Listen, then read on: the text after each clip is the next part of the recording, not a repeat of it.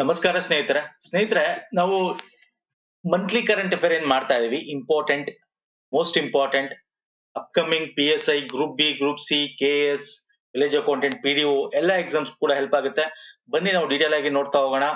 And previous month ನಾವು ಮಾಡಿರ್ತಕ್ಕಂಥದ್ದು 2024ರಲ್ಲಿ 23 ನಮ್ಮ ಪ್ಲೇ ಲಿಸ್ಟ್ ಅಲ್ಲಿ ಸಿಗುತ್ತೆ. ವೀಕ್ಲಿ ಕರೆಂಟ್ ಅಫೇರ್ ಸಪರೇಟ್ ಇದೆ, ಮಂತ್ಲಿ ಕರೆಂಟ್ ಅಫೇರ್ ಸಪರೇಟ್ ಇದೆ, ಮತ್ತೆ ಮ್ಯಾರಥಾನ್ ವಿಡಿಯೋ ಕೂಡ ಮಾಡಿದೀವಿ. ಜನವರಿಯಿಂದ ಜೂನ್ ತನಕ 2024 ಒಂದು ಮ್ಯಾರಥಾನ್ ವಿಡಿಯೋ ಇದೆ. ಲಿಂಕ್ ಕೊಡ್ತೀನಿ ಇದೇ ವಿಡಿಯೋದ ಕೆಳಗೆ ಡಿಸ್ಕ್ರಿಪ್ಷನ್ ಬಾಕ್ಸ್ ಅಲ್ಲಿ. Very important sir, before exam ನೋಡ್ಕೊಂಡು ಹೋಗಿ ಇದನ್ನ. ಓಕೆ, ಹಾಗೆ ಲಾಸ್ಟ್ ಇಯರ್ದು ಬೇಕು ಅಂದ್ರೆ ಸಿಗುತ್ತೆ. ಈ ಇಯರ್ದು 6 ಮಂತ್ಸ್ ಒಂದು ಮ್ಯಾರಥಾನ್ ವಿಡಿಯೋ ಇದೆ. ಲಾಸ್ಟ್ ಇಯರ್ ನಾವು ಮಾಡಿರ್ತಕ್ಕಂಥ ಮ್ಯಾರಥಾನ್ ವಿಡಿಯೋ ಕೂಡ ನಿಮಗೆ ಸಿಗುತ್ತೆ. ಆ ಲಿಂಕ್ ಏನಿದೆ ಎಲ್ಲ ಮ್ಯಾರಥಾನ್ ವಿಡಿಯೋಗಳ ಲಿಂಕ್ ನಾನು ನಿಮಗೆ ಕೊಡ್ತೀನಿ ಸ್ನೇಹಿತರೆ. ಡಿಸ್ಕ್ರಿಪ್ಷನ್ ಬಾಕ್ಸ್ ಇರುತ್ತೆ, ನೋಡ್ಕೊಳ್ಳಿ. ಒಲಿಂಪಿಕ್ ನೋಡಿ, ಒಲಿಂಪಿಕ್ ಬಗ್ಗೆ ನಾವು ಸಪರೇಟ್ ವಿಡಿಯೋ ಮಾಡಿದೀವಿ. ಅದರದ್ದು ಥಿಯರಿ ವಿತ್ MCQs ಪ್ರಶ್ನೋತ್ತರಗಳು ಒಂದೇ ವಿಡಿಯೋದಲ್ಲಿ ಮಾಡಿದೀವಿ. ಇದನ್ನ ಎಕ್ಸಾಮ್ ಅಲ್ಲಂತೂ ನಿಮಗೆ ಒಂದು 2-3 ಕ್ವಶನ್ಸ್ ಬಂದೇ ಬರುತ್ತೆ, ನೋಡ್ಕೊಂಡು ಹೋಗಿ. ಯಾಕಂತಂದ್ರೆ ನಾನು ಈ ಕರೆಂಟ್ ಅಫೇರ್ ಅಲ್ಲಿ ನಾನು ಮಂತ್ಲಿ ಒಲಿಂಪಿಕ್ಸ್ ಸೇರ್ಸಲ್ಲ. ಹೀಗೆ ನಾವು ಈ ಮಂತ್ ಕರೆಂಟ್ ಅಫೇರ್ ಮಾಡ್ತಾ ಇದೀವಿ, ಮತ್ತೆ ಲಾಸ್ಟ್ ಮಂತ್ ಏನ್ ಮಾಡಿದೀವಿ. ಸೊ ಮೊದಲಿ ನಾವು ಒಲಿಂಪಿಕ್ಸ್ ಬಗ್ಗೆ ಸೇರಿಸಿಲ್ಲ, ಯಾಕಂದ್ರೆ ಸಪರೇಟ್ ಮಾಡಿದೀವಿ. ಹಾಗಾಗಿ ಇಲ್ಲಿ ನಾವು ಒಲಿಂಪಿಕ್ಸ್ ಕ್ವಶನ್ಸ್ ನ ತಗೊಳ್ಳಲ್ಲ. ಓಕೆ ಫೈನ್, ಅರ್ಥ ಆಗಿದೆ ಅನ್ಕೋತೆ. ಲಿಂಕ್ಸ್ ಕೊಡ್ತೀನಿ ಇದೇ ವಿಡಿಯೋದ ಕೆಳಗೆ, ನಿಮ್ಗೆ ಡಿಸ್ಕ್ರಿಪ್ಷನ್ ಬಾಕ್ಸ್ ಅಲ್ಲಿ ಸಿಗುತ್ತೆ. ಹಾಗೆ KS ರಿಲೇಟೆಡ್ ನಾವೇನ್ ವಿಡಿಯೋ ಸರಣಿ ಮಾಡಿದ್ವಿ, ಸೊ ಅದೆಲ್ಲ ಲಿಂಕ್ಸ್ ಗಳನ್ನ ನಾನು ಇದೇ ವಿಡಿಯೋದ ಕೆಳಗೆ ಡಿಸ್ಕ್ರಿಪ್ಷನ್ ಬಾಕ್ಸ್ ಅಲ್ಲಿ ಕೊಡ್ತೀನಿ. ಎಲ್ಲ ವಿಡಿಯೋಸ್ ಲಿಂಕ್ಸ್ ಇರುತ್ತೆ, ನೋಡ್ಕೊಳ್ಳಿ. ಓಕೆ, ಹಾಗೆ ನಮ್ಮ ಟೆಲಿಗ್ರಾಮ್ ಮತ್ತೆ ಇನ್ಸ್ಟಾಗ್ರಾಮ್ ಫಾಲೋ ಮಾಡಿಲ್ಲ ಮಾಡ್ಕೊಳ್ಳಿ, ಲಿಂಕ್ ಡಿಸ್ಕ್ರಿಪ್ಷನ್ ಬಾಕ್ಸ್ ಇದೆ. ನಾನು ಇನ್ನೊಂದ್ಸಲ ಹೇಳ್ತಾ ಇದ್ದೀನಿ ಸ್ನೇಹಿತರೆ, ಒಲಿಂಪಿಕ್ಸ್ ನ ಈ ಕ್ವಶನ್ಸ್ ಮಂತ್ಲಿ ಕರೆಂಟ್ ಅಫೇರ್ ಅಲ್ಲಿ ತಗೊಳ್ಳೋದು, ಯಾಕಂದ್ರೆ ಸಪರೇಟ್ ವಿಡಿಯೋ ಮಾಡಿದ್ದೀನಿ. ಅಲ್ಲಿ ನೀವು ನೋಡ್ಕೊಳ್ಳಿ, ಡೀಟೇಲ್ ಆಗಿದೆ, ಕ್ವಶನ್ ಆನ್ಸರ್ ಇದೆ, ಬೇಸಿಕ್ಸ್ ಇದೆ, ಥಿಯರಿ ಕ್ಲಾಸ್ ಇದೆ, ಎಲ್ಲ ಇದೆ ಅದರಲ್ಲಿ ಒಂದೇ ವಿಡಿಯೋದಲ್ಲಿ. ಫೈನ್, ಬನ್ನಿ ಹಾಗಾದ್ರೆ ನಾವು ಹೋಗೋಣ. ಇಲ್ಲಿ ಕನ್ನಡ ಇಂಗ್ಲಿಷ್ ಎರಡರಲ್ಲೂ ಇರುತ್ತೆ ಕ್ವಶನ್ಸ್ ಗಳು, ಹಾಗೆ ಎಕ್ಸ್ಪ್ಲನೇಷನ್ಸ್ ಕೂಡ. ಬನ್ನಿ ಡೀಟೇಲ್ ಆಗಿ ನಾವು ನೋಡ್ತಾ ಹೋಗೋಣ. ಫೈನ್, ಈಗ ಜುಲೈಲಿ ಎಂಡ್ ಅಲ್ಲಿ, ಓಕೆ, ಈ ಕ್ವಶನ್ ವೆರಿ ಇಂಪಾರ್ಟೆಂಟ್ ನಮಗೆ. ಸೇವಾ ಆಯೋಗದ ಯೂನಿಯನ್ ಪಬ್ಲಿಕ್ UPSC ಗೆ ಅಧ್ಯಕ್ಷರನ್ನು ನೇಮಕಗೊಳ್ತಾರೆ. ಯಾಕೆ ಇಂಪಾರ್ಟೆಂಟ್? ಒಂದು, ಯಾರವರು? ಓಕೆ, ಸೊ ಒಂದು ಇಲ್ಲಿ ಅವರ ಹೆಸರು ಏನು ಅಂತಂದ್ರೆ ಪ್ರೀತಿ ಸುಡಾನ್. ಓಕೆ, ಇವರು 2ನೇ ಮಹಿಳಾ ಅಧ್ಯಕ್ಷೆ ಅಂತ ಹೇಳ್ಬೋದು. ಯಾವ್ದಕ್ಕೆ? UPSC ಗೆ. Very important. ಕೇಳ್ತಾನೆ ನಿಮಗೆ ಇದನ್ನ ಡಿಫಿಕಲ್ಟಿ ಮಾಡ್ಬೇಕಂದ್ರೆ ಕ್ವಶನ್ಸ್ ಗಳಿಗೆ ಆಪ್ಷನ್ 1 ಆಪ್ಷನ್ 2 ಅಂತ ಕೊಡ್ತಾನೆ ಸ್ನೇಹಿತರೆ. ಇವರು ಮೊದಲನೇ UPSC ಗೆ ಫಸ್ಟ್ ಟೈಮ್ ಒಂದು ಮಹಿಳಾ ಅಧ್ಯಕ್ಷ ಆಗಿರೋದು ಅಂತ ಕೇಳ್ಬೋದು. ಇಲ್ಲ, ಇವರು 2ನೇ ಮಹಿಳಾ ಅಧ್ಯಕ್ಷ. UPSC ಚೇರ್ಮನ್ ಆಗಿ ಆಯ್ಕೆ ಆಗ್ತಾರೆ 29th ಏಪ್ರಿಲ್ 2025 ತನಕ ಅವರ ಅಧಿಕಾರಾವಧಿ ಇರುತ್ತೆ. She is second women head. First RM ಬ್ಯಾಥ್ಯೂ ಅಂತ ಹೇಳಿ ಅವರು 1992 96 ತನಕ UPSC ಯ ಒಂದು ಚೇರ್ಮನ್ ಆಗಿದ್ರು. ಅಂಡ್ ಇಲ್ಲಿ ಒನ್ ಮೋರ್ ಥಿಂಗ್, ಇಲ್ಲಿ UPSC ಅಂದ ತಕ್ಷಣ ಪ್ರೀತಿ ಸುಡಾನ್, ಫೈನ್ ಸರ್, 2ನೇ ಮಹಿಳೆ ಅದು ತಿಳ್ಕೊಳ್ಳಿ. ಇನ್ನೊಂದೇನು ಅಂದ್ರೆ ಅವರ ಅಧಿಕಾರಾವಧಿ ಕೇಳ್ಬೋದು. ನೋಡಿ, ಎಕ್ಸಾಮ್ ಅಲ್ಲಿ ನಿಮ್ಗೆ ಕರೆಂಟ್ ಅಫೇರ್ ಇದೆ, ಇದನ್ನೇ ಕೇಳಬೇಕು ಅಂತ ಏನಿಲ್ಲ. ನಿಮ್ಗೆ ಪೊಲಿಟಿ ಅಡಿಯಲ್ಲಿ, ಸಂವಿಧಾನ ಅಡಿಯಲ್ಲಿ UPSC ಯ ಚೇರ್ಮನ್ ನ ಅಧಿಕಾರಾವಧಿ ಏನು, ಎಷ್ಟು ಜನ ಟೋಟಲ್ ಮೆಂಬರ್ಸ್ ಎಷ್ಟು ಜನ ಇರ್ತಾರೆ, ಅಧಿಕಾರಾವಧಿ ಏನು ಹೇಳ್ತಾರೆ ಕಮೆಂಟ್ ಮಾಡಿ ಪಟಾಪಟ ಅಂತ. ಅಧಿಕಾರಾವಧಿ 6 ವರ್ಷ or 65 years, whichever is earlier, ಯಾವ್ದು ಮೊದಲಾಗತ್ತೆ ಅದು ಅಲ್ವಾ. ಮೆಂಬರ್ಸ್ ಎಷ್ಟಿದ್ದಾರೆ ಇಲ್ಲಿ? ಮೆಂಬರ್ಸ್ ಸದಸ್ಯರು ಇಲ್ಲಿ ಚೇರ್ಮನ್ +10 ಅಂದ್ರೆ 9 ಇಂದ 10 ಮೆಂಬರ್ಸ್ ಇನ್ಕ್ಲೂಡಿಂಗ್ ಚೇರ್ಮನ್ ಇರ್ತಾರೆ. ಓಕೆ, 11 ಸಾರಿ. ಅದರಲ್ಲಿ ಈಗ ಚೇರ್ಮನ್ ಒಬ್ರು ಪ್ಲಸ್ 10 ಜನ ಸದಸ್ಯರು ಇರ್ತಾರೆ. ಅವ್ರ ಅಧಿಕಾರಾವಧಿ ಗೊತ್ತಿರಬೇಕು. ಮತ್ತೆ ಆರ್ಟಿಕಲ್ ಅಥವಾ ವಿಧಿ ಅಂತ ಕರಿತೀವಿ. ಆರ್ಟಿಕಲ್ ವಿಧಿ ಎಲ್ಲಿ ಬರುತ್ತೆ? ಇದು ನಮ್ಮ ಸಂವಿಧಾನ 315ರಿಂದ 323 ತನಕ ಬರುತ್ತೆ. 315 ಏನ್ ಹೇಳುತ್ತೆ? UPSC ಎಸ್ಟಾಬ್ಲಿಷ್ಮೆಂಟ್ ಬಗ್ಗೆ ಹೇಳುತ್ತೆ. 316 ಏನ್ ಹೇಳುತ್ತೆ? 316 ಅವರ ಟೆನ್ಯೂರ್ ಬಗ್ಗೆ ಹೇಳುತ್ತೆ. ಅವರ ಟೆನ್ಯೂರ್ ಎಷ್ಟು ಅಧಿಕಾರಾವಧಿ. 317 ಅವ್ರಿಗೆ ಏನು ರಿಮೂವಬಲ್, ಈ ತರ ಬರ್ತಾ ಹೋಗುತ್ತೆ 323 ತನಕ. ಸೊ ವೆರಿ ಇಂಪಾರ್ಟೆಂಟ್, 315 ಮಾತ್ರ ನೆನ್ಪಿಟ್ಕೊಡಿ. ಅರ್ಥ ಆಗ್ತಿದೆಯಲ್ಲ? So very important sir. Next question ಹೋಗೋಣ. ಡೀಟೇಲ್ ಆಗಿ ಏನೇನಿದೆ ಅದೆಲ್ಲ ಕೂಡ ನಾನು ಇಲ್ಲಿ ಎಕ್ಸ್ಪ್ಲೇನ್ ಮಾಡಿದ್ದೀನಿ. ಸೊ ನೆಕ್ಸ್ಟ್ ಕ್ವಶನ್ ಬನ್ನಿ. ಯಾವ ಸಚಿವಾಲಯವು ಇತ್ತೀಚೆಗೆ ಆಗಸ್ಟ್ 2023ರಲ್ಲಿ ಕೆಲಸದ ಸ್ಥಳದಲ್ಲಿ ಮಹಿಳೆಯರಿಗೆ ಲೈಂಗಿಕ ಕಿರುಕುಳದ ದೂರುಗಳನ್ನು ನೋಂದಾಯಿಸಲು ಮತ್ತು ಮೇಲ್ವಿಚಾರಣೆ ಮಾಡಲು ಶಿ ಬಾಕ್ಸ್ ಪೋರ್ಟಲ್ ಅನ್ನು ಪ್ರಾರಂಭಿಸಿದೆ? ನೋಡಿ, ಇದು ಪೋರ್ಟಲ್. ಇದು ಶಿ ಬಾಕ್ಸ್ ಅಂತಕ್ಕಂಥದ್ದು ಮೊದಲೇ ಇತ್ತು. ನಿಮ್ಗೆ ಒಂದು 3 ವರ್ಷ 4 ವರ್ಷ ಕರೆಂಟ್ ಅಫೇರ್ ಓದ್ಕೊಂಡ್ ಮುಂದಿರ ಗೊತ್ತಿರುತ್ತೆ ನಿಮ್ಗೆ.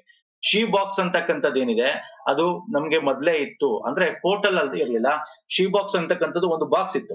ಎಲ್ಲಿ ಪ್ರೈವೇಟ್ ಗಳಲ್ಲಿ, ಪಬ್ಲಿಕ್ ಕಂಪನಿಗಳಲ್ಲಿ, ಪ್ರೈವೇಟ್ ಕಂಪನಿಗಳಲ್ಲಿ ಲೈಂಗಿಕ ಕಿರುಕುಳಗಳಾಗ್ತವೆ.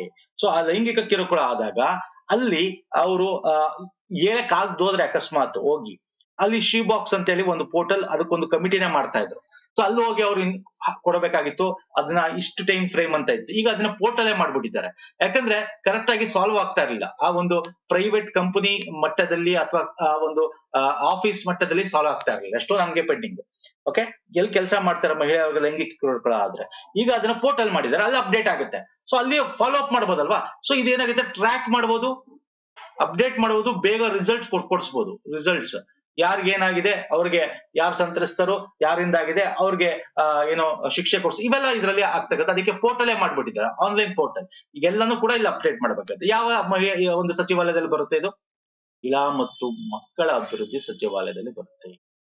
ಓಕೆ, 4ನೇ option is right answer. Detail ಆಗಿ ಕಂಪ್ಲೀಟ್ ಆಗಿ ಹೇಳಿದೀನಿ ಇದು ಏನು ಅಂತ ಎಕ್ಸ್ಪ್ಲೇನ್ ಮಾಡಿದೀನಿ ಸ್ನೇಹಿತರೆ. ಕೇಳ್ತಾನೆ ಶಿ ಬಾಕ್ಸ್ ಪೋರ್ಟಲ್ ಯಾವ್ದಕ್ಕೆ ಸಂಬಂಧಪಟ್ಟಿದ್ದು ಅಂತೆಲ್ಲ ಕೇಳ್ತಾನೆ. ಯಾವ್ದಕ್ಕೆ ಸರ್? ವರ್ಕ್, ಕೆಲಸದ ಸ್ಥಳದಲ್ಲಿ ಲೈಂಗಿಕ ಕಿರುಕುಳದ ಬಗ್ಗೆ, ಯಾರು ಮಹಿಳೆಯರಿಗೆ. ಫೈನ್. ಸೊ ನೆಕ್ಸ್ಟ್ ಬರ್ತಾನೆ. ಇತ್ತೀಚೆಗೆ ಬಿಡುಗಡೆಯಾದ ವಾಹನ ಸ್ಕ್ರಾಪಿಂಗ್ ನೀತಿ ಅಥವಾ ಸ್ವಯಂ ಪ್ರೇರಿತ ವಾಹನ ಅಧಿಗ್ರಹಣ ಕಾರ್ಯಕ್ರಮ, ಅಂದ್ರೆ voluntary vehicle modernisation programme scrapping policy ಬಗ್ಗೆ ರಾಜ್ಯ ಸರ್ಕಾರಗಳು ಸಾರಿಗೇತರ ವಾಹನಗಳಿಗೆ ಡ್ಯಾಶ್ ವರೆಗಿನ ಮೋಟಾರು ವಾಹನ ತೆರಿಗೆಯ ಮೇಲೆ ರಿಯಾಯಿತಿಯನ್ನು ನೀಡುತ್ತವೆ. ಹೇಳಿ ನೋಡೋಣ. ಅಂದ್ರೆ ನೀವು ಸ್ಕ್ರಾಪ್ ಮಾಡ್ತೀರಲ್ಲ, ಅಥವಾ ನೀವು ವಾಲಂಟರಿ ಸ್ಕ್ರಾಪ್ ಮಾಡ್ಬೋದು. ಅಂದ್ರೆ ಹೊಗೆ ಸೂಸ್ತ ತುಂಬಾ ಹಳೇದಾಗಿರುತ್ತೆ, ನೀವು ಸ್ಕ್ರಾಪ್ ಮಾಡಿದ್ರೆ ಇದಕ್ಕೊಂದಷ್ಟು ನಿಮ್ಗೆ ತೆರಿಗೆ ಫ್ರೀ ಕೊಡ್ತಾರೆ, ವಾಹನ ತೆರಿಗೆ ಫ್ರೀ ಕೊಡ್ತಾರೆ. ಓಕೆ, ಯಾವ್ದದು? 50%, 6%, 28%, 25%, 12%? ಹೇಳಿ ನೋಡೋಣ ಫಟಾಫಟ ಅಂತ ಹೇಳಿ. ಓಕೆ, ಸೊ ಇಲ್ಲಿ ದಯವಿಟ್ಟು ಅರ್ಥ ಮಾಡ್ಕೋಬೇಕು, ಸಾರಿಗೇತರ ಅಂತ ಕೊಟ್ಟಿದ್ದಾನೆ. ಓಕೆ, ಅಂದ್ರೆ ನಾನ್ ಟ್ರಾನ್ಸ್ಪೋರ್ಟ್ ವೆಹಿಕಲ್ ಅಂತ. ಅಂದ್ರೆ ಟ್ರಾನ್ಸ್ಪೋರ್ಟ್ ವೆಹಿಕಲ್ ಕೂಡ ಇದೆ. ಟ್ರಾನ್ಸ್ಪೋರ್ಟ್ ವೆಹಿಕಲ್ ಅಂತಂದ್ರೆ ಏನು? ಟ್ರಾನ್ಸ್ಪೋರ್ಟೇಷನ್ ಯೂಸ್ ಮಾಡ್ತಕ್ಕಂಥದ್ದು, ಸಾರಿಗೆ ವ್ಯವಸ್ಥೆ, ಬಸ್ಸು, ಸಾರಿಗೆ ಬಸ್ ಆಗಿರ್ಬೋದು, ಅಥವಾ ಸಾರಿಗೆ ವೆಹಿಕಲ್ ಯಾವುದೇ ಆಗಿರ್ಬೋದು. ನಾನ್ ಟ್ರಾನ್ಸ್ಪೋರ್ಟ್ ಅಂತಂದ್ರೆ ತಮ್ಮ ಓನ್ ಯೂಸ್ಗೆ ಬಳಸ್ತಕ್ಕಂಥದ್ದು. ಇಲ್ಲಿ ಸಾರಿಗೇತರ ಇಸ್ 25%. ಸಾರಿಗೆ ಅದರ ಎಷ್ಟು ಪರ್ಸೆಂಟ್ ಹೇಳ್ತೀರಾ ಫಟಾಫಟ್ ಅಂತ ಹೇಳಿ? 15%. 25% ಫಾರ್ ನಾನ್ ಟ್ರಾನ್ಸ್ಪೋರ್ಟ್ ವೆಹಿಕಲ್, ಸಾರಿಗೆ ವೆಹಿಕಲ್ಗೆ 15%. ಇದು ಏನು ಅಂತಂದ್ರೆ ಇದೊಂದು ಸರ್ಟಿಫಿಕೇಟ್ ಆಫ್ ಡೆಪಾಸಿಟ್ ತರ. ಅಂದ್ರೆ ನೀವು ಇದನ್ನ ಯೂಸ್ ಮಾಡ್ಕೋಬಹುದು. ಎಲ್ಲಿ ಯೂಸ್ ಮಾಡ್ಕೋತೀರಾ ನೀವು? ಬೇರೆ ಹೊಸದಾಗಿ ತಗೊಂಡಾಗ ಅಲ್ಲಿ ಟ್ಯಾಕ್ಸ್ ಫ್ರೀಗಳಿಗಾಗಿರ್ಬೋದು. ಸೊ ಆತರ ಇದನ್ನ ಯೂಸ್ ಮಾಡ್ಕೋಬಹುದು. ಆಗ್ತಿದಿಲ್ಲ? So very important. ಇದು ನಮ್ಮ ministry of road and transport and highways ಅಡಿಯಲ್ಲಿ ಇದನ್ನ ಮಾಡಿದ್ದಾರೆ. Fine sir. ನೆಕ್ಸ್ಟ್ ಬರ್ತೇನೆ. 1ನೇ ಡಿಸೆಂಬರ್ 2024ರಿಂದ ಜಾರಿಗೆ ಬರುವಂತೆ ಇತ್ತೀಚೆಗೆ ಯಾರು ಅಂತಾರಾಷ್ಟ್ರೀಯ ಕ್ರಿಕೆಟ್ ಮಂಡಳಿಯ ಮುಂದಿನ ಅಧ್ಯಕ್ಷರಾಗಿ ಅವಿರೋಧ ಆಯ್ಕೆಯಾಗಿತ್ತು? Ultimate question once again. ನಮ್ಮ ICC ಚೇರ್ಮನ್. ಓಕೆ, ಮೊದಲು ಪ್ರೆಸಿಡೆಂಟ್ ಅಂತಿತ್ತು, ಚೇರ್ಮನ್ ಮಾಡಿದ್ರು. ಯಾರು? Simple question. ಜೈಶಾ. ನಮ್ಮ BCCI ನ ಕಾರ್ಯದರ್ಶಿ ಸೆಕ್ರೆಟರಿ ಏನಾಗಿದ್ರು, ಈಗ ನೆಕ್ಸ್ಟ್ ಡಿಸೆಂಬರ್ ಇಂದ ಅವರು ಅಧ್ಯಕ್ಷರಾಗ್ತಾರೆ. So very important. ಅಧ್ಯಕ್ಷರಾಗ್ತಾರೆ ಇಲ್ಲಿ. ಅಂಡ್ ಇಲ್ಲಿ ಒನ್ ಮೋರ್ ಥಿಂಗ್, ಇದೊಂದೇ ತಿಳ್ಕೊಂಡ್ರಾಗಲ್ಲ. ICC ಅಂದ ತಕ್ಷಣ ಬಂದಾಗ ಈಗಿನ ಪ್ರೆಸೆಂಟ್ ಆಗಿರ್ತಕ್ಕಂಥ ಚೇರ್ಮನ್ ರಿಟೈರ್ಡ್ ಆಗ್ತಾ ಇದಾರಲ್ಲ, ಅವ್ರು ಯಾರು? ಗ್ರೆಗ್ ಬಾರ್ಕ್ಲೆ ಅವರು, ನ್ಯೂಜಿಲ್ಯಾಂಡ್ ಅವರು ಚೇರ್ಮನ್ ಆಗಿರ್ತಕ್ಕಂಥದ್ದು. ಓಕೆ, ಅಂಡ್ ಇಲ್ಲಿ ಒನ್ ಮೋರ್ ಇಂಪಾರ್ಟೆಂಟ್ ಪಾಯಿಂಟ್ ಏನು ಅಂದ್ರೆ, ಜೈಶಾ ಏನಿದ್ದಾರೆ ಅವರು ಯಂಗೆಸ್ಟ್ ಎವರ್ ಚೇರ್ಮನ್ ಆಗಿ ಆಯ್ಕೆ ಆಗ್ತದೆ in the history of ICC ಅಲ್ಲಿ. ಇಷ್ಟು ಯಂಗೆಸ್ಟ್ ಚೇರ್ಮನ್ ಯಾರು ಆಗಿರಲಿಲ್ಲ. He will become the youngest chairman. And he is the 3rd Indian, 3ನೇ ಭಾರತದವರು ಈ ಒಂದು ICC ಚೇರ್ನ ಅಧ್ಯಕ್ಷತೆ ವಹಿಸ್ಕೋತಾರೆ. ನಾ ಫುಲ್ ಲಿಸ್ಟ್ ಕೊಡ್ತೀನಿ, ನೋಡ್ಕೊಳ್ಳಿ. ನೋಡಿ, ಫಸ್ಟ್ ಪ್ರೆಸಿಡೆಂಟ್ ಅಂತ ಇತ್ತು, ಅದಾದ್ಮೇಲೆ ಚೇರ್ಮನ್, ಚೇರ್ಸ್ ಅಂತ ಮಾಡಿದ್ರು. ಅದು ಫಸ್ಟ್ ಪ್ರೆಸಿಡೆಂಟ್ ಅಂತ ಇತ್ತು. ಇಲ್ಲಿ ನೋಡ್ತಾ ಹೋದ್ರೆ ನಿಮ್ಗೆ ಇಲ್ಲಿ ಗೊತ್ತಾಗ್ತಾ ಹೋಗ್ತದೆ. ಜಗನ್ ಮೋಹನ್ ದಾಲ್ಮಿಯಾ ಅವರಿದ್ರು ಅಲ್ವಾ ಅಧ್ಯಕ್ಷತೆ, ಈಗ ಚೇರ್ಮನ್ ಅಂತ ಮಾಡಿದ್ದಾರೆ. ಅದನ್ನ ಶರದ್ ಪವಾರ್ ಅವರಿದ್ರು ಅಲ್ವಾ. ಆಮೇಲೆ ಶಶಾಂಕ್ ಮನೋಹರ್ ಈಗ ಇವ್ರಾಗ್ತಾರೆ. ಶ್ರೀನಿವಾಸನ್ ನೋಡಿ, 5 ಜನ ಟೋಟಲ್. ನೋಡಿ ಟೋಟಲ್ 5 ಜನ ಅಂತ 5th ಇಂಡಿಯನ್ ಇವರು. ಓಕೆ, 1, 2, 3, 4 ಇವರಾದ್ರೆ 5th ಇಂಡಿಯನ್ ಅಲ್ವಾ. ಆದ್ರೆ ಚೇರ್ಮನ್ ಅಲ್ಲಿ 3ನೇವ್ರು. ಯಾಕಂದ್ರೆ ಈಗ ಪ್ರೆಸಿಡೆಂಟ್ ಈಗಿಲ್ಲ, ಈಗ ಆ ಪೋಸ್ಟ್ ನ ಚೇರ್ಮನ್ ಅಂತ ಮಾಡಿದ್ರು. ಸೊ ಇವ್ರು 3ನೇವ್ರು. ಶ್ರೀನಿವಾಸನ್ ಅವ್ರ ಬಿಟ್ರೆ ಶಶಾಂಕ್ ಮನೋಹರ್ ಆಗಿದ್ರು. ಈಗ ನೆಕ್ಸ್ಟ್ ಜೈಶಾ. ಓಕೆ, ಇದು ಡೆಪ್ಯೂಟಿ ಚೇರ್ಮನ್ ಈಗ ಪ್ರೆಸೆಂಟ್ ಇರೋದು. ಓಕೆ, ಲಿಸ್ಟ್ ಕೊಟ್ಟಿದ್ದೀನಿ, ನೋಡ್ಕೊಳ್ಳಿ. ಒಂದೊಂದ್ಸಲ ಕೇಳಬಹುದು, ಕೆಳಗಿನವರಲ್ಲಿ ಯಾರು ಚೇರ್ಮನ್ ಆಗಿದ್ದಾರೋ ಅಥವಾ ಆಗಿರೋದಿಲ್ಲ ಅಂದ್ಬಿಟ್ಟು ನಿಮ್ಗೆ ಶರದ್ ಪವಾರ್ನ ಆಗ್ತಾರೆ, ಜಗನ್ ಮೋಹನ್ ದಾಲ್ಮಿಯಾ ಆಗ್ತಾರೆ, ಶ್ರೀನಿವಾಸನ್ ಆಗ್ತಾರೆ, ಶಶಾಂಕ್ ಮನೋಹರ್ ಆಗ್ತಾರೆ, ಬೇರೆ ಇನ್ನೊಬ್ಬರ ಹೆಸರು ಆಗ್ತಾರೆ ಬೇಕಾರೆ. ಓಕೆ, ತಿಳ್ಕೊಬೇಕು, ಹಿಸ್ಟ್ರಿ ಕೂಡ ತಿಳ್ಕೊಬೇಕು. ಫೈನ್, ಬನ್ನಿ ಸರ್. ಪ್ರಧಾನಮಂತ್ರಿ ಜನ್ಧನ್ ಯೋಜನೆಗೆ ಸಂಬಂಧಿಸಿದಂತೆ ಈ ಕೆಳಗಿನ ಯಾವ ಅಂಶಗಳು ಸರಿಯಾಗಿವೆ? ಯಾಕೆ ಗೊತ್ತಾ ಈ ಕ್ವಶನ್ ತಗೊಂಡಿದ್ದು? ನೋಡಿ, ಸ್ಕೀಮ್ಸ್ ಗಳಲ್ಲಿ ಸ್ನೇಹಿತರೆ, ಒಂದು ಪ್ರೆಸೆಂಟ್ ನ್ಯೂ ಸ್ಕೀಮ್ಸ್, ಸುದ್ದಿಯಲ್ಲಿರ್ತಕ್ಕಂಥ ಸ್ಕೀಮ್ಸ್ ಅಂತೆಲ್ಲ ನಾವ್ ಹೇಳ್ತೀವಿ. ನಿಮ್ಗೆ MG ನರೇಗಾ, ಅದು ಎವರ್ ಗ್ರೀನ್ ಸ್ಕೀಮ್, ಯಾವಾಗ್ಲೂ ಕೇಳ್ತಾ ಇರ್ತಾನೆ. ಅದೇ ತರ ಇದು ಕೂಡ, ಯಾಕಂದ್ರೆ 10 ವರ್ಷ ಆಯ್ತು ಸರ್, ಒಂದ್ ಡಿಕೇಡ್ ಆಯ್ತು, ಡಿಕೇಡ್ 10 ಇಯರ್ ಆಯ್ತು ಜನ್ಧನ್ ಯೋಜನೆ ಅಂತ. 2014 ಆಗಸ್ಟ್ ಅಲ್ಲಿ ತಂದಿದ್ದೀವಿ. ಯಾವಾಗ?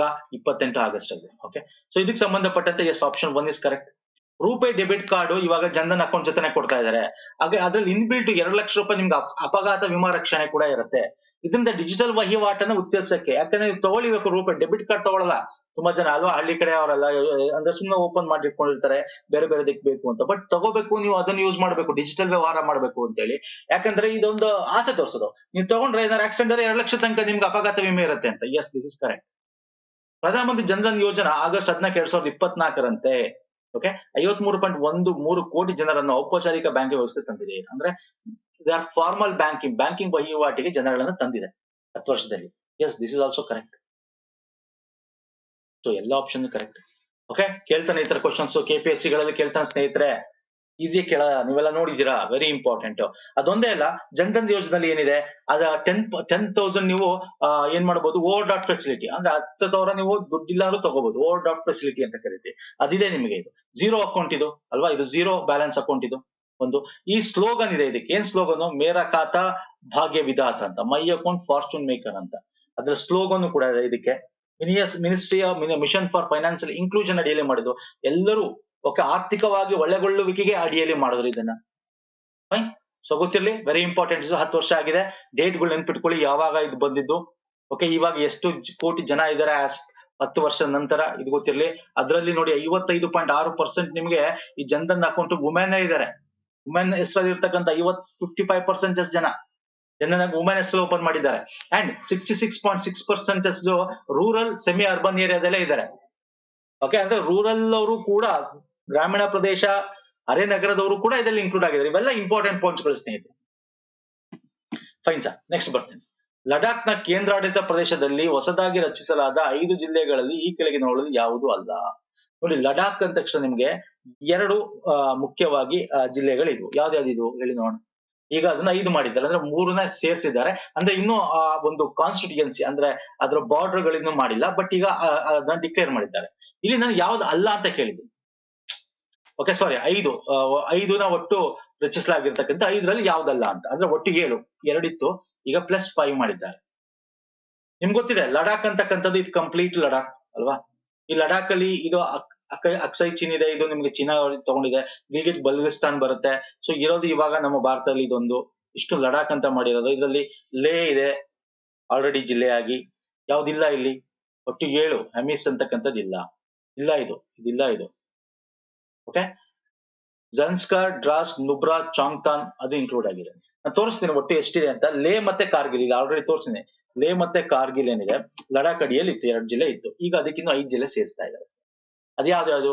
ಜನ್ಸ್ಕಾರ್, ದ್ರಾಸ್, ಶಾಮ್, ನುಬ್ರಾ ಅಂಡ್ ಚಾಂಗ್ತಾನ್, ಈ 5 ಜಿಲ್ಲೆಗಳು. ಒಂದ್ಸಲ ಕೇಳ್ತಾನೆ ಇದನ್ನ. ಲಡಾಖ್ ನಿಮ್ಗೆ ಗೊತ್ತಿದೆ, ಯೂನಿಯನ್ ಟೆರಿಟರಿ ವಿತೌಟ್ ಲೆಜಿಸ್ಲೇಟಿವ್, ವಿಧಾನಸಭೆ ಇಲ್ಲರ್ತಕ್ಕಂಥ ಯೂನಿಯನ್ ಟೆರಿಟರಿ, ಗೊತ್ತಲ್ವಾ ಅದು? Yes. Move to next question. ಈ 7 ಜಿಲ್ಲೆಗಳು ಯಾವ್ದಂತ ತಿಳ್ಕೊಳ್ಳಿ. ಇನ್ನು ಅದನ್ನ ಐಡೆಂಟಿಫೈ ಮಾಡ್ತಾ ಇದ್ದಾರೆ, ಈ ಜಿಲ್ಲೆಗಳ ಬೌಂಡ್ರಿ ಏನು ಅಂತ. ಬಟ್ 5 + 2 7 ಜಿಲ್ಲೆಗಳಿದೆ, ನೋಡ್ಕೋಬೇಕು. ನೆಕ್ಸ್ಟ್ ಬರ್ತೇನೆ ಸರ್. 27 ಆಗಸ್ಟ್ 2023 ಕೇಂದ್ರ ಕ್ಯಾಬಿನೆಟ್ ಅನುಮೋದಿಸಿದ ಏಕೀಕೃತ ಪಿಂಚಣಿ ವ್ಯವಸ್ಥೆ, ಯೂನಿಫೈಡ್ ಪೆನ್ಷನ್ ಸ್ಕೀಮ್. ನಾವು ವೀಕ್ಲಿ ಕರೆಂಟ್ ಅಫೇರ್ ಮಾಡಿದ್ವಿ, ನೋಡ್ಕೊಳ್ಳಿ, very important. UPS, NPS, OPS ಅಲ್ವಾ. UPS ಪ್ರಕಾರ, ಯೂನಿಫೈಡ್ ಪೆನ್ಷನ್ ಸ್ಕೀಮ್ ಪ್ರಕಾರ, ಕೇಂದ್ರ ಸರ್ಕಾರ ನೌಕರರು ತಮ್ಮ ಸಂಬಳದ 10% ಅಷ್ಟು ಕೊಡುಗೆ ನೀಡುತ್ತಾರೆ. ಕೇಂದ್ರ ಸರ್ಕಾರ 14% ಅಷ್ಟು ಕೊಡುಗೆ ನೀಡುತ್ತೆ. This is wrong. ಅದಕ್ಕೆ ನಾನು ನಿಮಗೆ ಒಂದು ಕಂಪ್ಯಾರಿಸನ್ ಅಲ್ಲಿ ಕೊಟ್ಟಿದ್ದೆ. ನಮ್ ವೀಕ್ಲಿ ಕರೆಂಟ್ ಅಫೇರ್ ಫಾಲೋ ಮಾಡೋಕೆ ಗೊತ್ತಿರುತ್ತೆ, ಕೊಡ್ತೀನಿ, ಇಲ್ಲೂ ಕೂಡ ನೋಡ್ಕೊಳ್ಳಿ. 14% ಬರಲ್ಲ, 18.5% ಬರುತ್ತೆ. UPS ಅಡಿಯಲ್ಲಿ ಕನಿಷ್ಠ 25 ವರ್ಷಗಳ ಸೇವೆ ಸಲ್ಲಿಸಿದ ಎಲ್ಲಾ ಕೇಂದ್ರ ಸರ್ಕಾರಿ ನೌಕರರು ನಿವೃತ್ತಿಗೆ ಹಿಂದಿನ 12 ತಿಂಗಳ ಹಿಂದಿನ ತಮ್ಮ ಕೊನೆಯ ಸಂಬಳ 50% ಪಿಂಚಣಿಯಾಗಿ ಪಡೆಯುತ್ತಾರೆ. ಹೌದು ಸರ್. 25% ಆಗಿದ್ರೆ ನಿಮ್ಗೆ ಏನಾಗುತ್ತೆ, ನಿಮ್ಗೆ 50% ಅಷ್ಟು ಪೇಮೆಂಟ್. ಆಮೇಲೆ ನೀವು ರಿಟೈರ್ಮೆಂಟ್ ತಗೊಂಡ್ರೆ 50% ಆಫ್ ದ ಪೇಮೆಂಟ್ ಏನಿರುತ್ತೆ ಆ ಟೈಮಲ್ಲಿ, ಲಾಸ್ಟ್ 1 ಇಯರ್ ಅಲ್ಲಿ ಆ ಒಂದು ಮಂತ್ಲಿ ಪೇಮೆಂಟ್ 50% ನಿಮ್ಗೆ ಪೆನ್ಷನ್ ಆಗಿ ಕೊಡ್ತಾರೆ. ಮತ್ತೆ ಇನ್ನೊಂದು ಪಾಯಿಂಟ್ ಇದೆ. ಅಕಸ್ಮಾತ್ 10 ವರ್ಷ ಸೇವೆ ಸಲ್ಲಿಸಿದೆ, 10 ವರ್ಷ ಆಗಿರ್ಬೇಕು, ಮಿನಿಮಮ್ 10 ಇಯರ್ಸ್ ಆಗಿರ್ಬೇಕು ನಿಮ್ಗೆ ಪೆನ್ಷನ್ ತಗೋಬೇಕು ಅಂದ್ರೆ. 10 ವರ್ಷದ ನಂತರ ನೀವೇನಾದ್ರು ನಿಮ್ಮ ರಿಟೈರ್ಡ್ ಆದ್ರೆ ಅಥವಾ ನೀವು ರಿಟೈರ್ಮೆಂಟ್ ತಗೊಂಡ್ರೆ ಅವಾಗ ನಿಮ್ಗೆ ಬರೀ 10,000 ಸಿಗುತ್ತೆ. ನೀವು ಸ್ಯಾಲ್ರಿ ಅವರು ಕೌಂಟ್ ಮಾಡಲ್ಲ 10 ವರ್ಷದ ನಂತರ. ಅಂದ್ರೆ ನಿಮ್ ಸ್ಯಾಲ್ರಿ ಮೇಲೆ ಕೌಂಟ್ ಮಾಡೋದು ಯಾವಾಗ ಅಂದ್ರೆ 25 ವರ್ಷ ಕನಿಷ್ಠ ಸೇವೆ ಸಲ್ಲಿಸಬೇಕು. ಓಕೆ.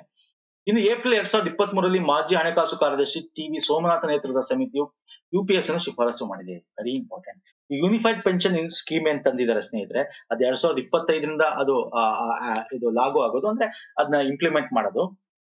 ಬಟ್ ಇದನ್ನ ಮಾಡ್ಲಿ ಈ ತರ ಒಂದು ಯೂನಿಫೈಡ್ ಬಗ್ಗೆ ಯಾವ್ದೋ ಒಂದು ಸಮಿತಿ ಶಿಫಾರಸು ಮಾಡುತ್ತೆ. ಯಾವ್ದು ಅಂದ್ರೆ ಟಿ.ವಿ. ಸೋಮನಾಥನ್ ಸಮಿತಿ. Very important. ಇದು ಎಕ್ಸಾಮ್ ಅಲ್ಲಿ ಕೇಳ್ತಾನೆ.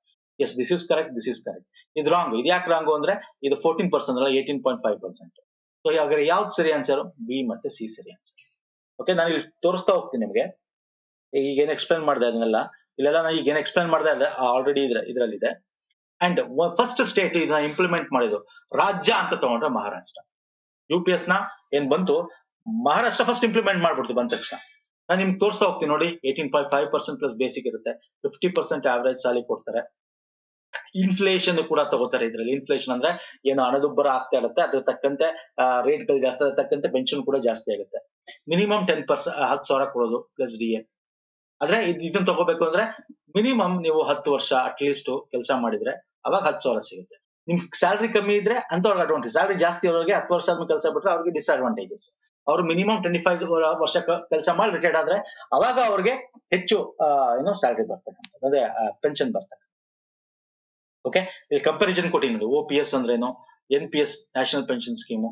ಓಕೆ, ಅರ್ಥ ಆಗ್ತಿದೆಯಲ್ಲ? ವೆರಿ ಇಂಪಾರ್ಟೆಂಟ್ ಇದು. ಮತ್ತೆ ನಾನು ನಿಮ್ಗೆ ಹೇಳ್ತಾ ಇದ್ದೆ ಸ್ಕೀಮ್ ಯಾವಾಗ ಬರುತ್ತೆ, 1 ಏಪ್ರಿಲ್ 2025ರಿಂದ. ಓಕೆ, ಈಗ ಯಾರು ರಿಟೈರ್ಡ್ ಆದ್ರೆ ಏನ್ ಮಾಡೋದು? ಓಕೆ, ಅವ್ರಿಗೂ ಕೂಡ ಇದೆ. ಮಾರ್ಚ್ 31, 2025 ತನಕ ರಿಟೈರ್ಡ್ ಆಗೋರು ಬೇಕಾದ್ರೆ ಚೂಸ್ ಮಾಡ್ಬೋದು NPS ನ. ಓಕೆ, ಚೂಸ್ ಮಾಡ್ಬೋದು.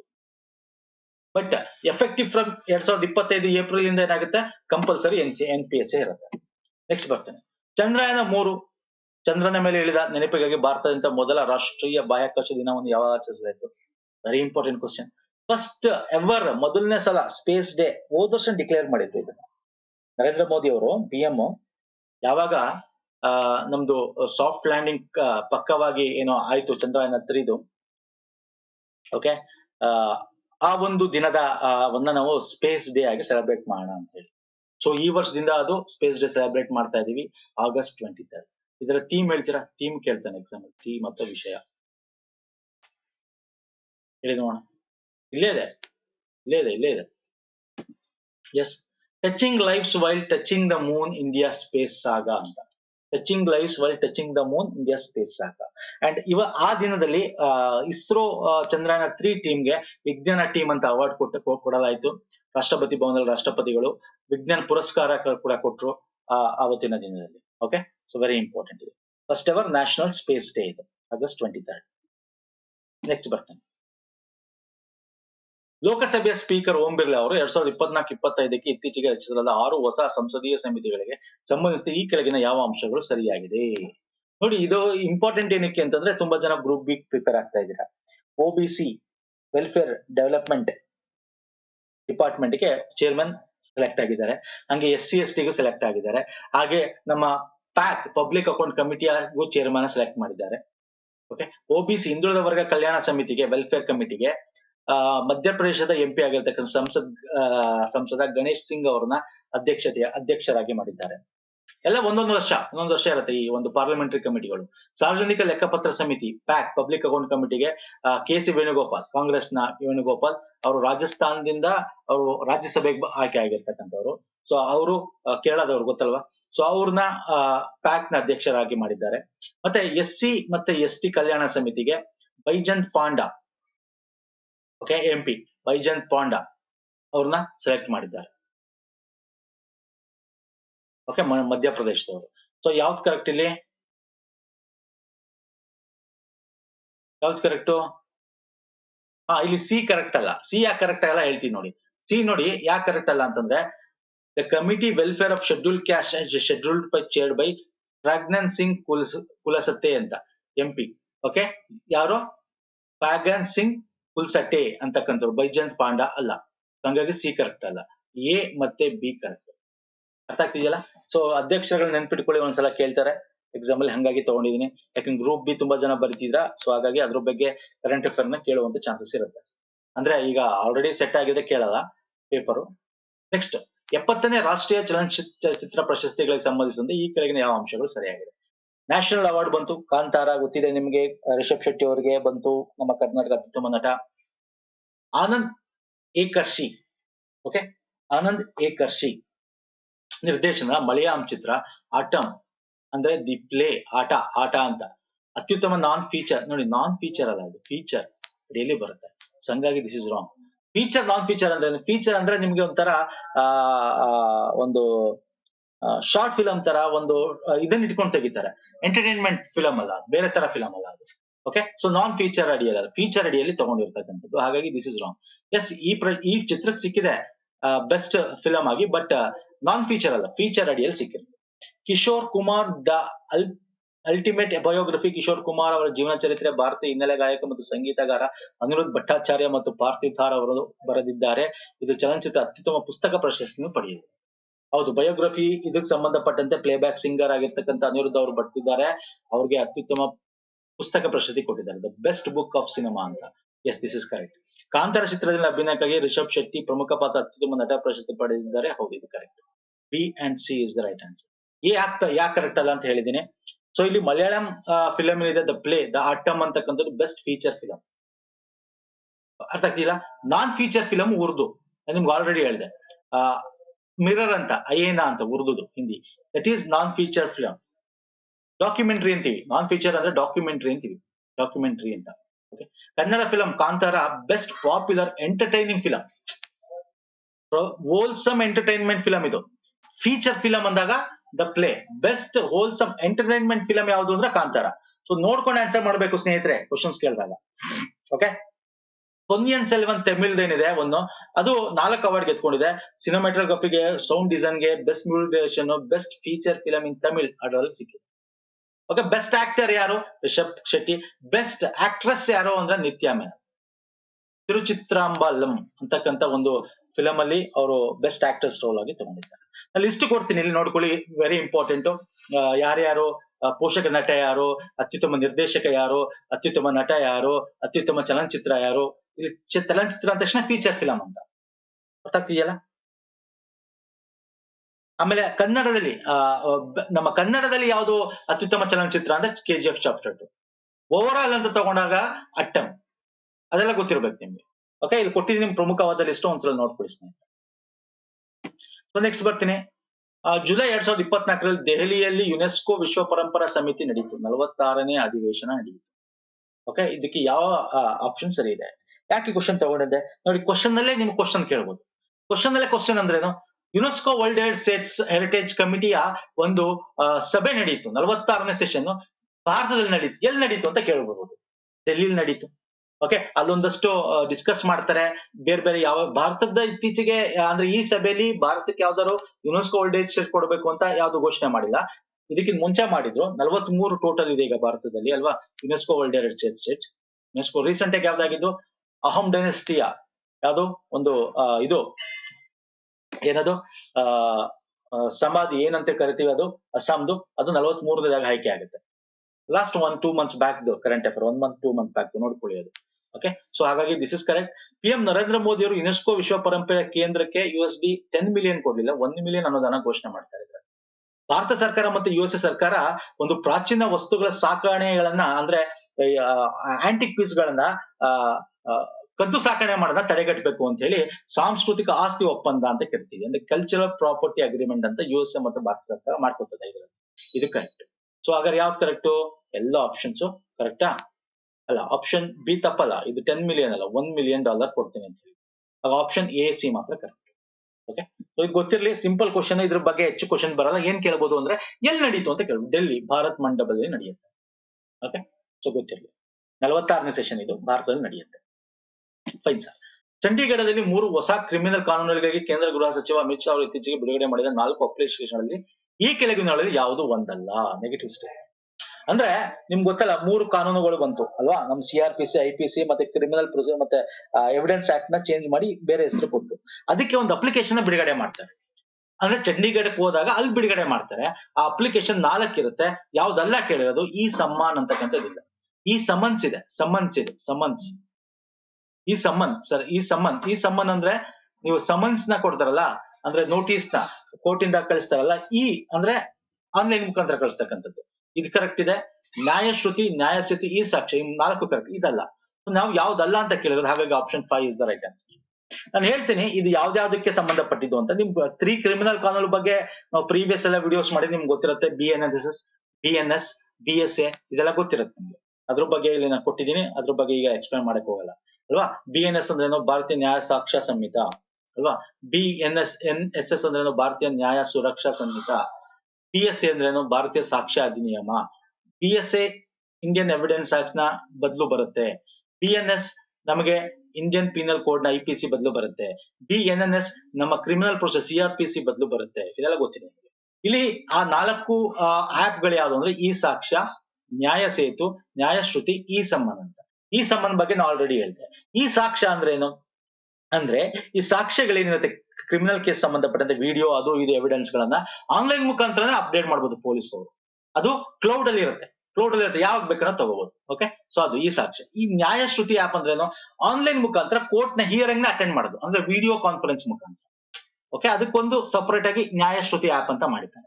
ನ್ಯಾಯ ಸೇತು ಅಂದ್ರೇನು, ಸೇತು ಅಂತಕ್ಕಂಥದ್ದು ಒಂದು ಯೂನಿಫೈಡ್ ಲೀಗಲ್ ಇನ್ಫಾರ್ಮೇಶನ್, ಅಂದ್ರೆ ನಿಮ್ಗೆ ಬೇಕಾಗಿರೋ ಇನ್ಫಾರ್ಮೇಶನ್ಸ್ ಗಳು, ಅಡ್ವೈಸ್ ಗಳು, ಲೀಗಲ್ ಅಸಿಸ್ಟೆನ್ಸ್ ಈ ಒಂದು ನ್ಯಾಯ ಸೇತುಲಿ ಸಿಗುತ್ತೆ. ಅರ್ಥ ಆಯ್ತಲ್ಲ. ಈ 4 ಆಪ್ ಗಳು ನೆನ್ಪಿಟ್ಕೊಳ್ಳಿ ಸ್ನೇಹಿತರೆ, ಕೇಳುವಂತ ಚಾನ್ಸಸ್. ನೆಕ್ಸ್ಟ್ ಬರ್ತೇನೆ.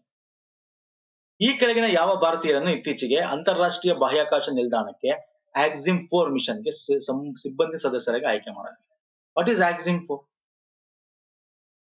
AXIM-4 ಅಂದ್ರೆ 4 ಜನನ ನಾವು ISS ಗೆ ಕಳಿಸ್ತೇವೆ, ಇಂಟರ್ನ್ಯಾಷನಲ್ ಸ್ಪೇಸ್ ಸ್ಟೇಷನ್ಗೆ. US ಅಲ್ಲಿ ಮುಖಾಂತರ ಕಳಿಸ್ತಾ ಇರೋದು. ಅದರಲ್ಲಿ ಭಾರತದ 2 ಸೆಲೆಕ್ಟ್ ಮಾಡ್ಕೋತೀವಿ. ಯಾರು? ಶುಭಾಂಶು ಶುಕ್ಲಾ, ಪ್ರಶಾಂತ್ ಬಾಲಕೃಷ್ಣ ನಾಯರ್ ಅಲ್ವಾ? ಇವರಿಬ್ರು ಅಲ್ವಾ? A and B ಮಾತ್ರ ಅಲ್ವಾ? S. What is AXIM-4? AXIM-4 ಅಂತಕ್ಕಂಥದ್ದು ಇಂಟರ್ನ್ಯಾಷನಲ್ ಸ್ಪೇಸ್ ಸ್ಟೇಷನ್, ಬಾಹ್ಯಾಕಾಶದಲ್ಲಿರ್ತಕ್ಕಂಥ ಒಂದು ನಿಲ್ದಾಣ. ಓಕೆ, ಈ ಇಬ್ಬರನ್ನ ನಾವು ಅಮೆರಿಕಕ್ಕೆ ಕಳಿಸ್ತಾ ಇದೀವಿ. ಅಲ್ಲಿ ಅವ್ರಿಗೆ ಟ್ರೈನಿಂಗ್ ಆಗುತ್ತೆ. ಅದರಲ್ಲಿ Shubhanshu Shukla prime mission pilot ಆಗಿರ್ತಾರೆ. ಅವ್ರಿಗೆ ಅಸಿಸ್ಟೆಂಟ್ ಆಗಿ ಪ್ರಶಾಂತ್ ಬಾಲಕೃಷ್ಣ ನಾಯರ್ ಬ್ಯಾಕಪ್ ಆಗಿರ್ತಾರೆ. Assistant in the sense backup ಅಂತ. 4 ಜನರಲ್ಲಿ ಇವರಿಬ್ರು AX-4 ಅಂದ್ರೆ AXIM-4 ಅಂತ 4 ಜನ ಹೋಗ್ತಾ ಇರ್ತಾರೆ ಅದರಲ್ಲಿ. ಇನ್ನಿಬ್ರು ಯಾರು ಅಂದ್ರೆ, ಒಬ್ರು ಪೋಲ್ಯಾಂಡ್ ನವರು, ಮತ್ತೆ ಇನ್ನೊಬ್ರು ಯಾರು ಹಂಗೇರಿ ಅವರು. ಅವರಿಬ್ರು ಆ 4 ಜನ ಸ್ಪೇಸ್ ಸ್ಟೇಷನ್ 14 ದಿನಕ್ಕೆ ಹೋಗ್ತಾ ಇರ್ತಕ್ಕಂಥದ್ದು. ಇದು 4th private mission. Okay, AXIM space Inc ಅಂತಕ್ಕಂಥ ಒಂದು ಸಂಸ್ಥೆಯಿಂದ ಮಾಡ್ತಾ ಇರ್ತಕ್ಕಂಥ 4th ಪ್ರೈವೇಟ್ ಮಿಷನ್. ಇದನ್ನ ಯಾಕೆ ನಾವು ಅಲ್ಲಿ ಕಳಿಸ್ಬೇಕು? ನಮ್ಮ ಭಾರತದ ಬಾಹ್ಯಾಕಾಶ ನಿಮ್ಗೆ ಗೊತ್ತಿದೆಯಲ್ಲ, ಗಗನಯಾನ ಇದೆ ನಮ್ದು. ಗಗನಯಾನ ಇದೆಯಲ್ಲ, ವಾಟ್ ಇಸ್ ದ ಪರ್ಪಸ್? ನಾವು ಗಗನಯಾನ ಮಾಡ್ಬೇಕು, ನಾವು ಭಾರತದಿಂದ ಕಳಿಸ್ಬೇಕು ಅಂತಿದೀವಿ. ಅದಕ್ಕೆ ಟ್ರೈನಿಂಗ್ ಆದಂಗ ಆಗುತ್ತೆ. ಸೊ ಅದಕ್ಕೆ ಅವ್ರ ಇಬ್ಬರನ್ನ ಸೆಲೆಕ್ಟ್, 4 ಜನದಲ್ಲಿ ಮಾಡಿದ್ರು, ಅದ್ರಲ್ಲಿ ಇಬ್ಬರಿಗೆ ಟ್ರೈನಿಂಗ್ ಕೊಟ್ಟು ಅಲ್ಲಿ ಕಳಿಸಿದ್ವಿ. ಅಲ್ಲೂ ಕೂಡ ಟ್ರೈನಿಂಗ್ ಆಗುತ್ತೆ ಅವ್ರು ಎಲ್ಲಿ, US ಅಲ್ಲಿ. ಓಕೆ, ಗಗನಯಾನ ಮಾಡೋದಕ್ಕೆ ನಾವು ಮಾಡ್ಬೇಕು ಅಂತ. ಇದು AXIM-4 ಮಿಷನ್ ಅಂತಕ್ಕಂಥ NASA, USA, AXIM space company ಅವರುಗಳು ಮಾಡಿ, ಅವರ ಒಂದು ಡ್ರ್ಯಾಗನ್ ಸ್ಪೇಸ್ ಕ್ರಾಫ್ಟ್ ಅಂತ, ಡ್ರ್ಯಾಗನ್ ರೀತಿ ಅವ್ರಿಗೆ ಮಾಡ್ಯೂಲ್ ಇರುತ್ತೆ, ಅದ್ರಲ್ಲಿ ಕೂತ್ಕೊಂಡು ಹೋಗ್ತಕ್ಕಂಥದ್ದು 4 ಜನ. ಅದಕ್ಕೆ AX-4 ಅಂತ ಮಾಡಿರೋದು. ನಮ್ಮ ಈ ಒಂದು ಸ್ಪೇಸ್ ಎಕ್ಸ್ ಸ್ಟೇಷನ್ ನಲ್ಲಿ ಇಂದ ಲಾಂಚ್ ಮಾಡ್ತಾರೆ ಇದನ್ನ. ಸೊ ಇದು ಪ್ರೈವೇಟ್ ಒಂದು ಇದು ಇದ್ರ ಬಗ್ಗೆ ಗೊತ್ತಿರ್ಬೇಕು, ಕೇಳ್ಬೋದು ಎಕ್ಸಾಮ್ ಅಲ್ಲಿ. ಯಾಕೆ ಇದು ಇಂಪಾರ್ಟೆಂಟ್? ನಮ್ ಗಗನಯಾನ ಮಾಡ್ಯೂಲ್ ಇದೆ, ಇನ್ನು 3-4 ವರ್ಷ ಇದೆ ಅದು ಅಲ್ವಾ. ಇದು ಅಂದ್ರೆ ಇವ್ರನ್ನ ತಕ್ಷಣ ಕಳಿಸ್ಬಿಡಲ್ಲ ಇವ್ರನ್ನ.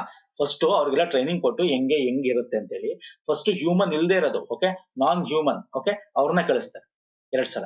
ಫಸ್ಟ್ ಅನ್ಮ್ಯಾನ್ಡ್ ಫ್ಲೈಟ್ ನ ಕೊಡ್ತಾರೆ, ಇನ್ನೊಂದ್ಸಲ ಅನ್ಮ್ಯಾನ್ಡ್ ಫ್ಲೈಟ್ ನ ಕಳಿಸ್ತಾರೆ, ಅಂದ್ರೆ ಮ್ಯಾನ್ ಇಷ್ಟು ಇಲ್ದೇ ಇರೋರ್ನ.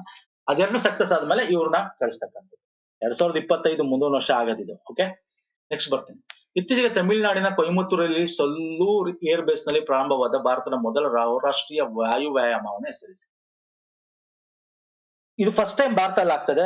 ಆಕ್ಚುಲಿ 61 ವರ್ಷದ ಹಿಂದೆ ಇದಾಗಿರ್ತಕ್ಕಂಥದ್ದು. ಅಂದ್ರೆ 10 ರಾಷ್ಟ್ರಗಳು ಸೇರಿ ಒಂದು 10 ರಾಷ್ಟ್ರಗಳು ಸೇರಿ ಮಾಡ್ತಕ್ಕಂಥದ್ದು. ಕೊಟ್ಟಿದ್ದೀನಿ ಫ್ಲಾಗ್, ನೋಡೋದ್ರೆ ನಿಮ್ಗೆ ಗೊತ್ತಾಗುತ್ತೆ. ಹೇಳ್ತೀನಿ ಅದನ್ನ. ತರಂಗ್ ಶಕ್ತಿ 2024 ಅಂತ ಕೊಯಂಬತ್ತೂರಲ್ಲಿ ನಡೀತಾ ಇದೆ. 10 ರಾಷ್ಟ್ರಗಳು ಆಗಸ್ಟ್ 24 ಸೆಪ್ಟೆಂಬರ್ 4 ತನಕ. First time solar air base ಕೊಯಂಬತ್ತೂರಲ್ಲಿ.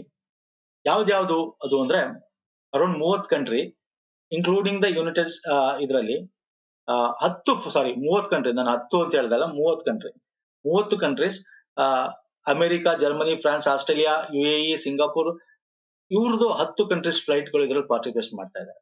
18 countries observe ಆಗಿ ಇದರ ಬಗ್ಗೆ ಬರ್ತಾ ಇದೆ. ಇವೆಲ್ಲ ತುಂಬಾ ಡೀಟೇಲ್ ಬೇಕಾಗಿಲ್ಲ, ಯಾಕಂದ್ರೆ ಫಸ್ಟ್ ಮಲ್ಟಿನ್ಯಾಷನಲ್ ಏರ್ ಎಕ್ಸರ್ಸೈಸ್ ಭಾರತದಲ್ಲಿ 61 ವರ್ಷ ನಂತರ ಕಂಡಕ್ಟ್ ಆಗ್ತಾರೆ. ಅಂದ್ರೆ ಇಷ್ಟೊಂದು ರಾಷ್ಟ್ರಗಳು ಸೇರಿ ಏರ್ ಎಕ್ಸರ್ಸೈಸ್ ಭಾರತದಲ್ಲಿ ಕಂಡಕ್ಟ್ ಆಗ್ತಾ ಇರೋದು. ಹಂಗಾಗಿ ಎಕ್ಸಾಮ್ ಅಲ್ಲಿ ಕೇಳುವಂತ ಚಾನ್ಸಸ್ ಇರುತ್ತೆ. ಕಂಟ್ರಿಗಳು ಕೇಳಲ್ಲ, ಯಾಕಂದ್ರೆ ತುಂಬಾ ಕಂಟ್ರಿಗಳು ಇರ್ತವೆ. ಇದು ಯಾವ ಎಕ್ಸರ್ಸೈಸ್ ಅಂತ ಕೇಳ್ಬೋದು, ಎಲ್ಲಿ ನಡೀತು ಅಂತ ಕೇಳ್ಬೋದು. ಓಕೆ, ನೆಕ್ಸ್ಟ್ ಬರ್ತೀನಿ. ಅಧ್ಯಕ್ಷ ಮೊಹಮ್ಮದ್ ಶಹಾಬುದ್ದೀನ್ ಅವರು ಇತ್ತೀಚೆಗೆ ಬಾಂಗ್ಲಾದೇಶದ ಮಧ್ಯಂತರ ಸರ್ಕಾರ ಮುಖ್ಯ ಸಲಹೆಗಾರಾಗಿ ಯಾರನ್ನು ಹೆಸರಿಸಿದ್ದಾರೆ? ಬಾಂಗ್ಲಾದೇಶ್ ಕ್ರೈಸಿಸ್ ನಿಮ್ಗೆ ಗೊತ್ತಿದೆ. ಶೇಖ್ ಹಸೀನಾ ಅವರು ಅಲ್ಲಿ ರಿಸೈನ್ ಮಾಡಿ ಭಾರತಕ್ಕೆ ಬಂದ ನಂತರ ಅಲ್ಲಿನ ಅಧ್ಯಕ್ಷ ಮೊಹಮ್ಮದ್ ಶಹಾಬುದ್ದೀನ್ ಇಂಟ್ರಿಮ್ ಗೌರ್ಮೆಂಟ್ ನ ಮೊಹಮ್ಮದ್ ಯೂನಸ್ ನ ಅವ್ರನ್ನ ನೇಮಕ ಮಾಡ್ತಾರೆ. ಯಾಕೆ ಇಂಪಾರ್ಟೆಂಟ್ ಇದು? ಮೊಹಮ್ಮದ್ ಯೂನಸ್ ನ ನಾವು ಫಾದರ್ ಆಫ್ RRB ಅಂತ ಕರಿತೀವಿ. ಈ ಗ್ರಾಮೀಣ ಬ್ಯಾಂಕಿನ ತಂದೆ ಅಥವಾ ಪಿತಾಮಹ ಅಂತ ಕರಿತೀವಿ. ಗೊತ್ತಲ್ಲ ನಿಮ್ಗೆ, ಗ್ರಾಮೀಣ ಬ್ಯಾಂಕ್ ಸಂಬಂಧಪಟ್ಟಂತೆ ಇವ್ರು ಮಾಡಿದ್ವಿ. ಇವ್ರಿಗೆ ನೊಬೆಲ್ ಪ್ರೈಸ್ ಪೀಸ್ ಪ್ರೈಸ್ ಕೂಡ ಸಿಗಿದೆ 2006ರಲ್ಲಿ, ಗೊತ್ತಿದೆಯಲ್ಲ. ಹಾಗಾಗಿ ಇವ್ರು ಇಂಪಾರ್ಟೆಂಟ್ ಆಗ್ತಾರೆ. ಓಕೆ, ಕೇಳ್ಬೋದು ಎಕ್ಸಾಮ್ ಅಲ್ಲಿ, ನೋಡ್ಕೊಳ್ಳಿ ಯಾವಾಗ ಅವ್ರ ನೊಬೆಲ್ ಪೀಸ್ ಪ್ರೈಸ್ ಸಿಕ್ತು ಅಂತ ಕೇಳ್ಬೋದು. ಸ್ಟೇಟ್ ಬ್ಯಾಂಕ್ ಆಫ್ ಇಂಡಿಯಾ ಅಧ್ಯಕ್ಷರಾಗಿ ಇತ್ತೀಚೆಗೆ ಯಾರು ನೇಮಕೊಂಡ್ರು? ನೋಡಿ, ಇವೆಲ್ಲ ಎಲ್ಲಾ ಬ್ಯಾಂಕ್ಗಳದ್ದು ನೋಡ್ಕೊಳಕ್ ಆಗಲ್ಲ. ಓಕೆ, ಎಲ್ಲಾ ಅಪಾಯಿಂಟ್ಮೆಂಟ್ಸ್ ಗಳನ್ನು ಸರ್ಕಾರದಲ್ಲಿ ಆಗೋದು ನೋಡ್ಬೇಕಾಗಿಲ್ಲ. ನೋಡಿ, ಈಗ ನಮ್ಗೆ ಪಬ್ಲಿಕ್ ಸೆಕ್ಟರ್ ಬ್ಯಾಂಕ್ PSB ಅಂದ ತಕ್ಷಣ ನಂಬರ್ 1 ಬರೋದು SBI ಅಂತದ್ ನೋಡ್ಕೊಳ್ಳಿ. ಈಗ ರೈಲ್ವೆ ಇನ್ನೊಂದು ಅಪಾಯಿಂಟ್ಮೆಂಟ್ ಆಗುತ್ತೆ, ರೈಲ್ವೆ CO ಚೇಂಜ್ ಆಗ್ತಾರೆ, ಅವ್ರು ಇಂಪಾರ್ಟೆಂಟ್. ಅಂದ್ರೆ ಯಾಕೆ ಎಂತದ್ ಕೇಳ್ತಾರೆ ಅಂದ್ರೆ, ಮೊದಲ ಮಹಿಳೆ ಯಾರೋ ಸ್ಪೆಷಲ್ ವ್ಯಕ್ತಿ ಆಯ್ಕೆ ಆದ್ರೆ ಇಂಥದ್ನೇ ಕೇಳ್ತಾರೆ ಎಕ್ಸಾಮ್. ಈಗ SBIಗೆ ಆಗಿದ್ದು ಚಲ್ಲಾ ಶ್ರೀನಿವಾಸಲು ಶೆಟ್ಟಿ. ಓಕೆ, ನಮ್ಮ ಅಪಾಯಿಂಟ್ಮೆಂಟ್ ಕಮಿಟಿ ಆನ್ ಕ್ಯಾಬಿನೆಟ್ ಅವ್ರನ್ನ ಸೆಲೆಕ್ಟ್ ಮಾಡ್ತಾರೆ.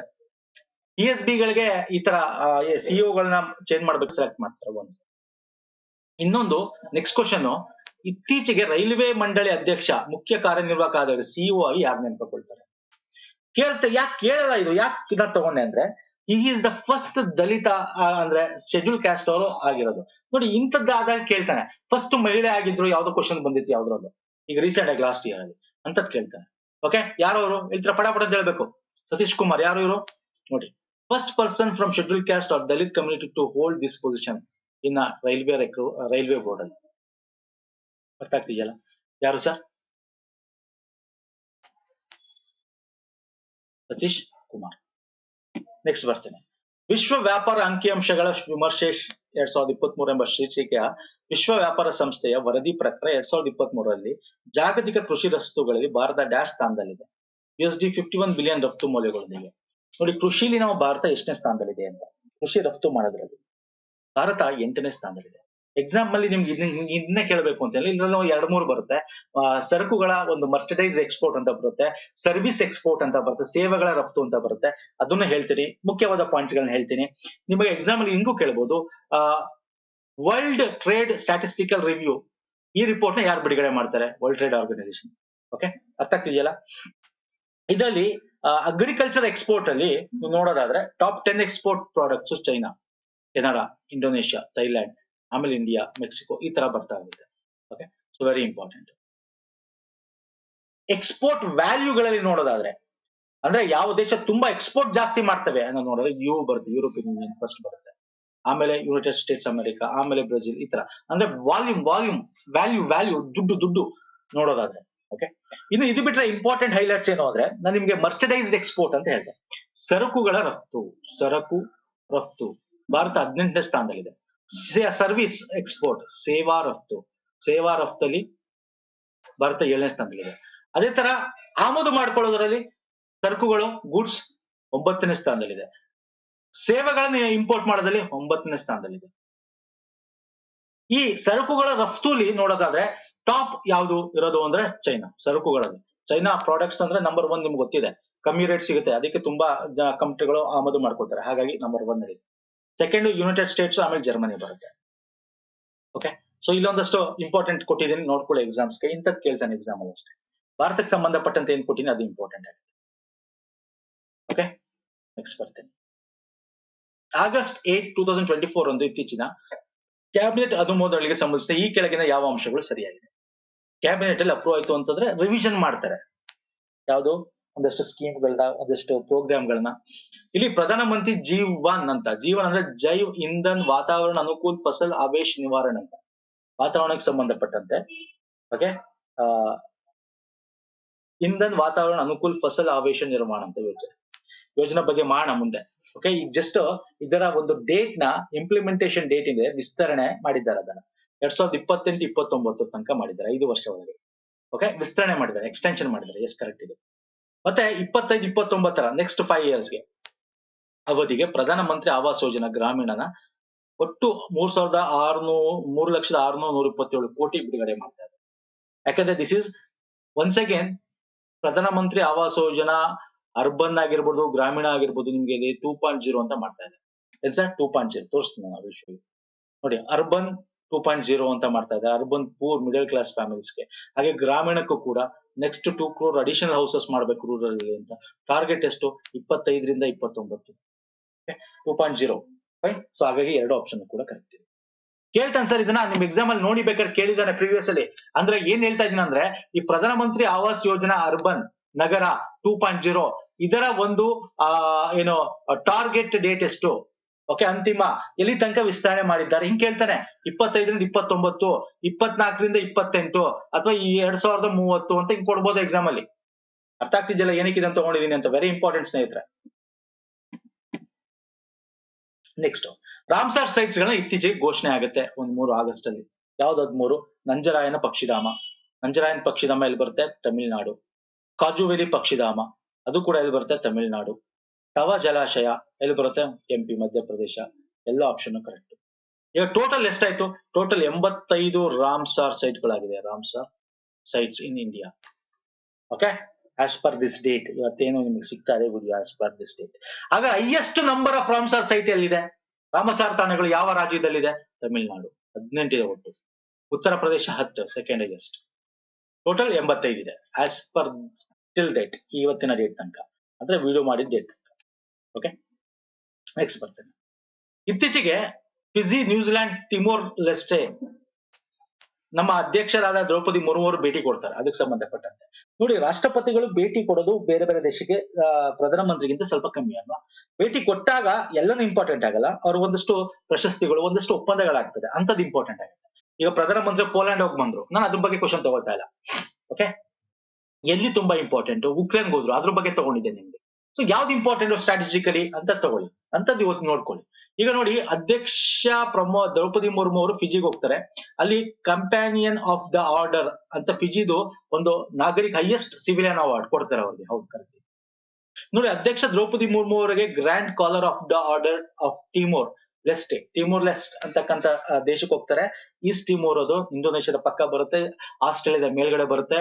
ಸೊ ಆ ದೇಶದ ಒಂದು ನಮ್ಮ ಭಾರತದಲ್ಲಿ ಭಾರತ ರತ್ನ, ಅದೇ ರೀತಿ ಅಲ್ಲಿ ಹೈಯೆಸ್ಟ್ ಸಿವಿಲಿಯನ್ ಆರ್ಡರ್.